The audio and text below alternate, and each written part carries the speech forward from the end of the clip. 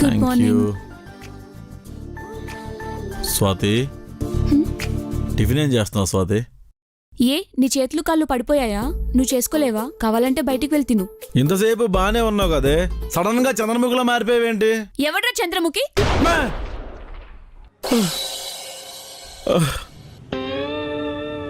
ఏంటి ఇదంతా కళ? 10 వరకు పందిలా పడుకుంది, మొగుడు కాఫీ ఇద్దామని లేదు. అంతేలే, పట్నం అమ్మాయిల దగ్గర పాతివ్రత్యం ఎత్తుక్కోవడం నాది తప్పు. స్వాతి, ఏంటి ఇది మెలకుగానే ఉందా? కాఫీ నాకు కూడా తీసుకురా. పడుకున్న గాడిదని లేపు తన్నించుకోవడం అంటే ఇదే.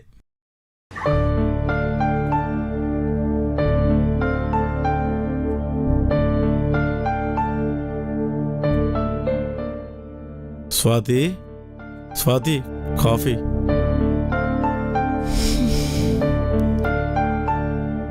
Thank you.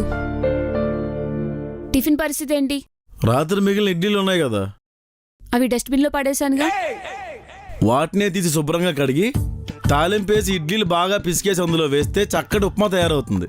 కంపు కొడుతుంది ప్రసాద్. 5 నిమిషాలు ముక్కు మూసుకుంటే సరే, శుభ్రంగా కడుపు నిండిపోతుంది. నాకు దోశ కావాలి, బయటికి వెళ్ళి తీసుకురావా? బయట దోశలు తినకూడదు స్వాతి. ఎందుకు? వాడు పిండిని రుబ్బులో కలుపుతున్నప్పుడే మోచేతి వరకు ముంచి ఓ తిప్పుతాడు. ఇక్కడ దాకా ఉన్న చెమటంతా అందులోనే పడుతుంది. కలిపిన వాడు తిన్నగా ఉంటాడా అంటే అందులోనే దగ్గుతాడు. పబ్లిక్ టాయిలెట్ క్లీన్ చేసిన చీపురుతోనే తన మీద దూతాడు. గిన్నెలో రుబ్బు తీసుకుని అమరశిల్పి జక్కనలాగా వృత్తాకారాలు గీస్తుంటాడు. ఇంకా అక్కడ మొదలవుద్ది కారం దోశ, మసాలా దోశ, ఉప్మా దోశ, రవ దోశ, పన్నీర్ దోశ, పేపర్ దోశ, ఆడి పిండా కూడా దోశని భిక్షం ఎత్తుకునే వాళ్ళ ప్లేట్లు పట్టుకుని వాడి చుట్టూ నిలబడతారు. వాడు దక్షిణామూర్తి. మరి శుచి శుభ్రం లేని దోశలు తింటే రోగాలు రుష్టులు వస్తాయి స్వాతి.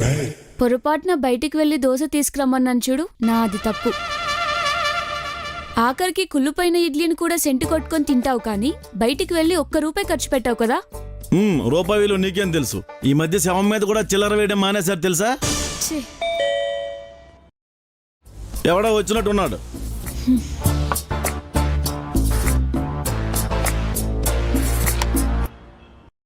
ఎవరండి? నమస్తే మేడం, నేను ఇన్సూరెన్స్ ఏజెంట్ని. మీరు ఈ ఇంటి గురించి తెలిసే వచ్చారా? అందరు ఇలా అంటారంటే దెయ్యాల కొంప ఏంటిది? మేడం, మీరు ఒక్కసారి మా పాలసీ గురించి విన్నారంటే. మీరు నా ముందు ఎంత గొంతు చించుకున్న టైం వేస్ట్ అండి.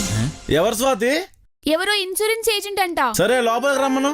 సరే, మీ లోపలికి రండి. Okay madam.